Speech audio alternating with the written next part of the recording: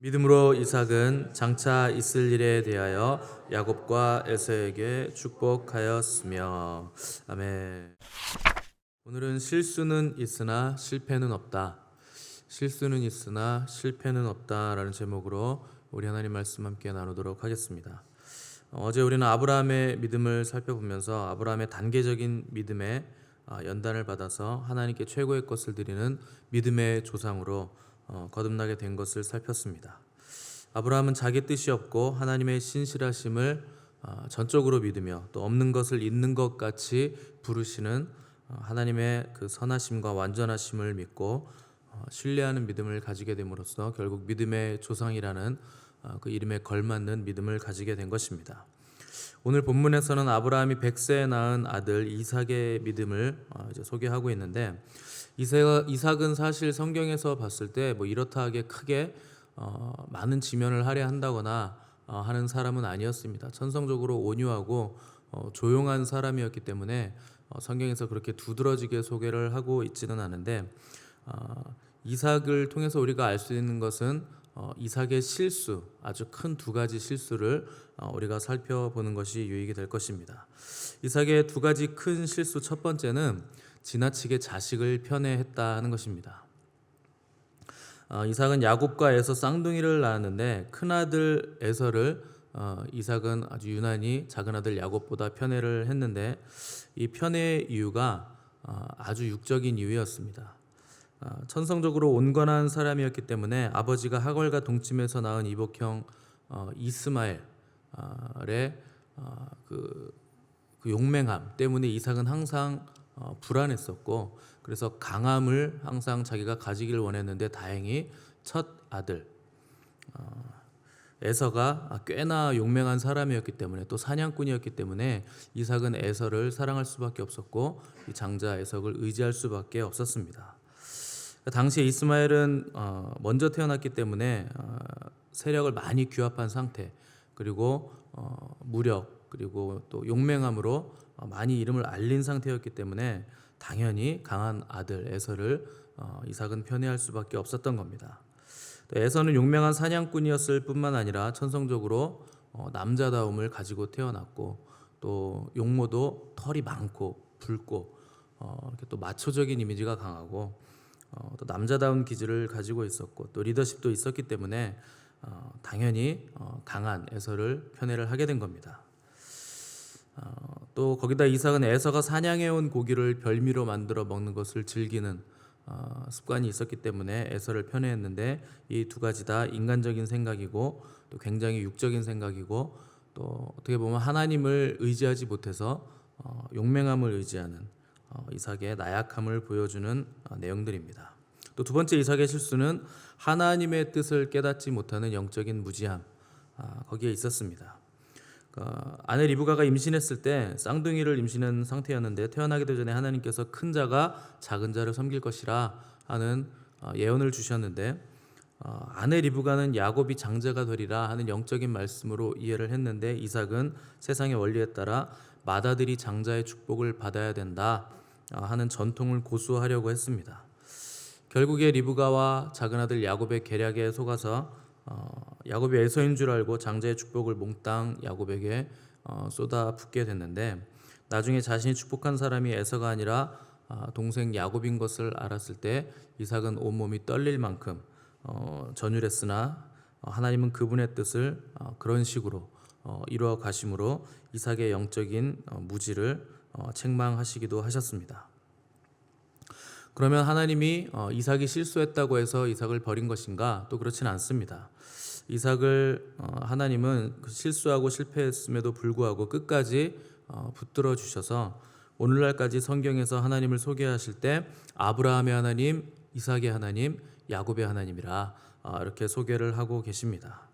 아브라함도 처음 부르셨을 때는 실수가 많았고 실패도 많았던 사람이었습니다. 대표적인 게 아내를 누이라고 해서 이방 왕에게 팔아먹어서 부자가 된 사람이 바로 아브라함이었는데, 한 번만 그런 게 아니라 두 번을 아브라함은 아내를 팔았습니다. 그런 아브라함에게 은혜를 베푸셔서 그의 생애 마지막 즈음에는 아들 이삭을 하나님께 바치는 정도의 믿음의 사람으로 하나님께서 아브라함을 키워내셨습니다. 근데 놀랍게도 이삭도 아버지의 실수를 그대로 답습해서 자기 아내를 누이라 이렇게 속여서 또 팔아먹는 일을 그대로 했고, 또 세 사람 중에서 가장 다루기 힘든 사람이 야곱이었는데 야곱은 전형적인 사기꾼 기질을 타고 태어났기 때문에 하나님은 야곱을 다루실 때 굉장히 혹독하게 다루셨습니다. 그래서 야복강에서 결국 야곱의 환도뼈를 치심으로 야곱을 꺾어내셔서 결국에 하나님의 사람으로 모두 만들어내신 겁니다. 이 믿음의 조상들의 계보인 아브라함, 이삭, 야곱을 볼 때 이 믿음의 주인공은 사람이 아니라 하나님이시다 하는 것을 우리가 단박에 알 수 있습니다. 그러니까 하나님이 그들에게 믿음을 주시고 하나님이 그들을 만들어 가셨다 하는 것을 성경이 우리에게 말하고자 하는 겁니다. 네, 오늘날 많은 크리스찬들의 착각은 믿음의 주인공이 나라고 생각하는데 그 착각이 있습니다. 믿음의 주인공은 하나님이시지 결코 인간이 될 수가 없습니다. 부르시는 순간부터 하나님이 주도적으로 부르시는 것이기 때문에 인간이 개입하고 간섭할 여지가 전혀 없는 것이 믿음의 영역입니다. 그래서 믿음은 하나님이 주시는 선물이라 바울은 그렇게 말씀을 하고 있는 겁니다.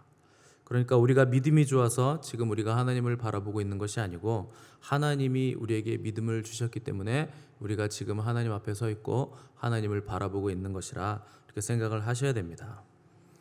우리는 하나님께서 다듬으시는 조각품들과도 같아서 아직 미완의 상태입니다. 그래서 모양을 잡아가고 있는 중이기 때문에 되어가고 있는 중이기 때문에 옆 사람을 우리가 보면 흉할 수 있습니다. 아직 완전한 조각품도 아니고 아직 돌멩이, 원석이기 때문에 저런 사람이 다 있나 싶을 만큼 흉하고 부족하고 모자른 상태들입니다. 그런데 하나님은 우리를 보실 때 그냥 돌멩이로 보시는 것이 아니라 그냥 반석으로 보시는 것이 아니라 이미 완성된 조각품의 모양을 보고 계시면서 우리를 다듬으시는 겁니다. 그리고 마침내 불후의 명작으로 우리를 만드실 것이 너무나 확실하기 때문에 우리에게 소망이 있다는 겁니다. 물론 그 과정에서 우리의 자아가 깨지고 또 언어가 바뀌고 태도가 바뀌어 가는 것을 우리가 겪어야 되는데 그 하나님의 망치와 그 정, 그 두드림을 우리가 성화의 과정이라 이렇게 부르는 겁니다. 오늘 읽은 20절에서 이삭은 장차 있을 일에 대하여 야곱과 에서에게 축복했다 이렇게 기록을 했는데 순서를 보시면 에서와 야곱이 아니라 야곱과 에서에게 축복했다 이렇게 순서가 되는 것을 알 수가 있습니다. 그러니까 태어난 순서대로 성경이 기록되는 것이 아니라 하나님의 뜻대로 작은 아들 야곱이 장자가 됐다 하는 겁니다.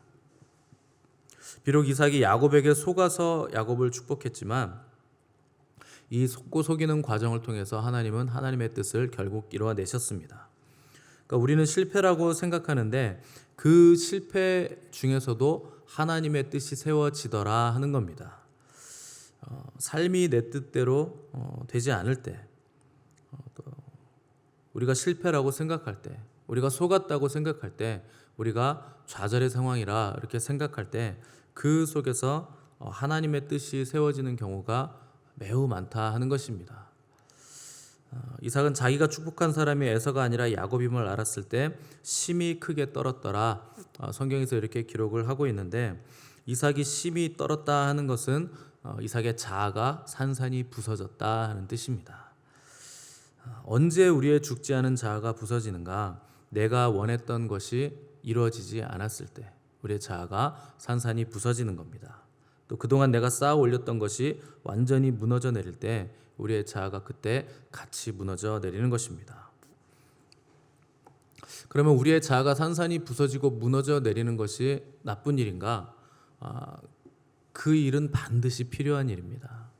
여러분, 우리의 자아가 무너지지 않으면 하나님의 뜻이 세워지질 않습니다. 그래서 반드시 우리의 자아가 무너져 내려야 되는데 어떻게 무너져 내려야 되는가? 꼭대기부터 바닥까지 완전히 다 무너져 내려야 됩니다. 여러분이 20년을 사셨다면 20층이 무너져 내려야 되는 것이고 50년을 사셨다면 50층 전체가 무너져 내려야 되는 것이고 60년, 70년 사셨다면 60층, 70층 쌓아 올린 것 전체가 하나님 앞에서 완전히 폭삭 무너져 내려야 그때부터 하나님이 하실 일을 시작하게 되는 겁니다. 그래서 나의 끝이 하나님의 시작입니다. 이것을 겪지 못하면 하나님의 일이 내 인생을 통해서 이루어지는 것을 보지도 못하고 끝나게 되는 것입니다. 그래서 많은 사람들이 병들어 죽게 되었을 때 오히려 기뻐하며 주님을 찬양하는 겁니다. 병들어 죽게 되었으면 인생이 끝난 것인데 도대체 뭐가 기뻐서 주님을 찬양할까요? 내가 끝났기 때문에 기뻐서 춤을 추는 겁니다. 내 자아가 죽을 병 앞에서 비로소 산산이 부서져 내렸기 때문에 그때야 비로소 하나님의 계획을 알고 그분의 일하심을 깨닫게 되면서 하나님 앞에서 할렐루야를 외치면서 찬양을 하게 되는 것입니다. 결국 큰 시련 속에서 하나님의 섭리를 발견했다 하는 것을 그래서 수많은 믿음의 사람들이 간증을 하며 하나님을 찬양하게 되는 것입니다. 야곱은 비록 축복은 받았지만 그 축복을 받을 만한 그릇으로는 준비가 되지 않았기 때문에 그의 인생은 평생 험한 삶을 살아야만 했습니다. 그러나 하나님은 결국 야곱을 하나님의 사람으로 빚으시고 만들어내셨습니다. 반면에 에서는 아주 비참한 심정으로 이삭에게 남은 축복이 있거든 나에게 복을 좀 빌어달라 이렇게 요구해서 복 빌음을 받았는데 창세기 27장에 보시면 에서가 받은 축복의 내용은 땅의 기름짐에서 멀고 하늘의 이슬에서도 멀 것이며 칼을 믿고 생활할 것이며 아우를 섬기게 될 것이라 하는 기도를 받게 됩니다. 축복을 받은 것이 아니라 저주를 받은 겁니다. 만약 에서가 이때라도 그동안 내가 영적인 가치에 관심이 없었고 육적인 것에만 몰두했던 삶을 반성하고 회개하고 돌이켰다면 소망이 있었을 것이나 오히려 이때 에서의 반응은 가인의 반응과 같이 내가 동생 야곱을 죽이겠다 하는 반응으로 나아갔기 때문에 결국 하나님의 복을 받는 길에서는 더욱 멀어졌고 그의 삶은 더욱더 험악해지고 비참한 삶을 살게 됐습니다. 결국 에서의 후예들인 오늘날의 팔레스타인 사람들은 여전히 전쟁과 칼 이런 것으로 살아가는 험악한 삶을 살고 있고 또 야곱의 후예인 이스라엘 백성들은 지금도 강성한 삶을 살고 있는 것입니다. 이 히브리서 11장 20절에 등장하는 이삭, 이들의 가족을 통해서 알 수 있는 진리가 있는데 사람은 하나님의 축복을 만들 수 없다 하는 것입니다. 축복은 하나님이 만드시는 겁니다. 어떤 사람은 복을 받기 위해서 주일 성수하고 11조 드리고 아침부터 저녁까지 교회에서 봉사하시는 분들이 계신데 그것은 믿음을 이용해서 축복을 만들어 내려고 하는 것은 굉장히 어리석은 생각입니다. 참된 축복은 내 뜻이 아니라 하나님의 뜻을 있는 그대로 받아들이는 겁니다. 하나님이 내 몸이 아픈 것이 너에게 복이다 하시면 그게 축복인 줄 알고 그냥 받아 누리는 것이 진정한 축복입니다. 하나님의 뜻을 받아들이고 그 뜻대로 삶을 살아내는 것, 그것이 바로 참된 축복입니다. 그래서 바울은 자기 몸에 있는 질병 가시를 고쳐달라고 몇 번 기도했는데 하나님께서 거절하시면서 더 이상 구하지 말라, 이것이 너에게 족하다, 이 은혜가 너에게 족하다 하심으로 그것이 오히려 바울에게 은혜이고 축복이라 하는 것을 말씀을 하신 겁니다. 무엇이 진정한 축복인가? 내가 생각하는 축복이 진정한 축복이 아니라 하는 것을 인정할 때 그때부터 하나님의 진정한 축복이 우리에게 임하는 겁니다. 또한 육적으로 먼저 태어나는 것이 영적인 축복은 아니라 하는 것을 우리가 이 에서와 야곱을 통해서 알 수가 있습니다. 그래서 성경은 육으로 난 것은 육이요 영으로 난 것은 영이라 이렇게 기록을 하고 있습니다. 인간적인 우선순위가 하늘나라의 우선순위와 결코 일치하지 않는다 하는 것을 보여주는 겁니다. 세상에서는 배운 사람이 못 배운 사람보다 잘 되고 가진 사람이 못 가진 자보다 행복할 거라고 생각을 하고 잘난 사람이 못난 사람보다 낫다 이렇게 생각하지만 결국 그건 세상의 논리고 세상적인 가치관입니다. 성경은 우리에게 절대 그렇게 말씀하시지 않습니다. 오히려 많이 가지지 못하고 또 많이 배우지 못하고 또 못난 사람이 하나님의 은혜를 더 많이 받아서 잘난 사람들을 부끄럽게 하고 가진 자들을 부끄럽게 한다 하는 것이 복음의 핵심입니다. 먼저 믿었다고 먼저 되는 것이 아니고 나중에 믿었어도 먼저 된다. 얼마든지 그럴 수 있다 하는 것이 바로 하나님의 나라입니다. 그러므로 우리는 먼저 믿었다고 교만할 필요도 없고 또 나중에 믿었다고 해서 낙심할 필요도 없는 것입니다. 에서를 보면서 우리가 또 기억해야 될 것은 아무리 좋은 복이라도 그것을 소홀히 여기면 빼앗긴다 하는 것을 여러분 기억을 하셔야 됩니다. 에서는 장자의 직분을 한 그릇 팥죽보다 가볍게 여긴 사람이었습니다. 그래서 에서는 팥죽을 원했기 때문에 결국 팥죽 한 그릇 얻어먹은 것이고, 야곱은 장자의 직분을 평생 갈망했기 때문에 결국 장자의 직분을 얻은 겁니다. 영적인 것을 사모하는 마음, 하나님을 간절히 열망하는 마음을 가진 사람을 하나님은 절대 모른 척하지 않으신다 하는 것입니다. 그렇다고 해도 야곱의 그 영적인 열망과 사모함은 아름답긴 했으나 이 거짓말과 사기치는 야곱의 방법은 아주 혹독한 대가를 치름으로써 야곱이 일생토록 감당을 해야만 했습니다. 여러분, 목적이 거룩하다면 방법도 거룩해야 됩니다. 교회 안에서 은혜스럽게 합시다, 덕스럽게 합시다, 이런 말로 편법과 불법이 난무하는 것을 우리는 반드시 고쳐내야 됩니다. 그래서 뭐든지 교회 안에서는 정식으로 하고 정상적으로 해야 탈이 없는 겁니다. 거짓은 거짓이고 허물은 허물입니다. 은혜라는 말로 그런 것들 용서되는 것이 아니고 감춰지는 것도 아니고 다 그냥 감내할 수 있는 것이 결코 아닙니다. 신앙이라는 이유로 잘못을 대충 떼우려고 하시면 절대 안 됩니다. 헌금을 하기 위해서 도적질 하시면 안 되고 성경책 읽겠다고 촛대를 훔쳐서는 안 된다 하는 겁니다. 방법이 선하다면 그 목적이 선하기 때문에 방법이 선해야 되는 겁니다. 그래서 야곱은 자기가 거짓말을 한 대가로 자기보다 더 고단수인 삼촌 라반에게 계속 착취를 당하는 험한 삶을 살게 되는데, 장자의 축복은 받았으나 그 축복을 받을 만한 인격적인 그릇이 형성되지 않았기 때문에 그토록 일생 고생을 하게 된 것입니다.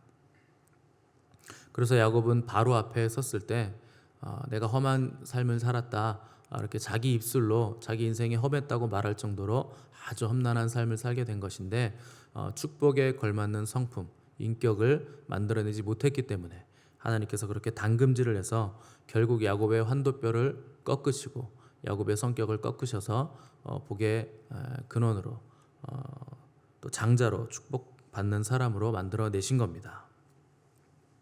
그러나 야곱이 교활하고 그렇게 사기꾼 같은 사람이었으나 그럼에도 불구하고 하나님은 그의 인생을 끝까지 만들어 가셨다 하는 것을 여러분 기억하시기 바랍니다. 우리의 부족함과 나약함, 우리의 모자름에도 불구하고 하나님은 우리를 끝까지 만들어 가실 것입니다. 하나님의 의지는 확고합니다. 나는 너를 끝까지 놓지 않을 것이고 끝까지 붙잡아서 하나님의 백성다운 사람으로 반드시 너를 만들어 갈 것이다. 하나님의 의지는 분명합니다. 그러니까 여러분들이 버티면 버틸수록 더 죽을 맛이죠. 하나님은 끝까지 여러분들을 만드실 것이기 때문에, 그분은 전능하시기 때문에 여러분들이 버티면 버틸수록 더 힘들어지게 될 것입니다. 우리는 실수할 수밖에 없는 인간이지만 그렇다고 해서 절망할 수 있는 사람들은 또 아닙니다. 여전히 하나님이 우리를 붙들고 계시기 때문에 그렇습니다. 우리는 실수하지만 하나님은 완전하시고, 우리는 허점투성이지만 하나님은 완벽하십니다. 우리의 실패와 실수에도 불구하고 하나님은 상황을 역전시키셔서 반드시 그분의 뜻을 이루어 가실 것입니다. 우리가 그분을 신뢰하고 바라보며 의지하고 끝까지 붙드는 한 실수는 있지만 실패와 절망은 없습니다. 오늘 실수와 낙심 가운데 계신 분이 계시다면 다시 하나님을 바라보심으로 일어나시기를 바라고, 그렇게 하나님께 쓰임받는 거룩한 종들이 되시기를 간절히 바랍니다. 함께 기도하겠습니다.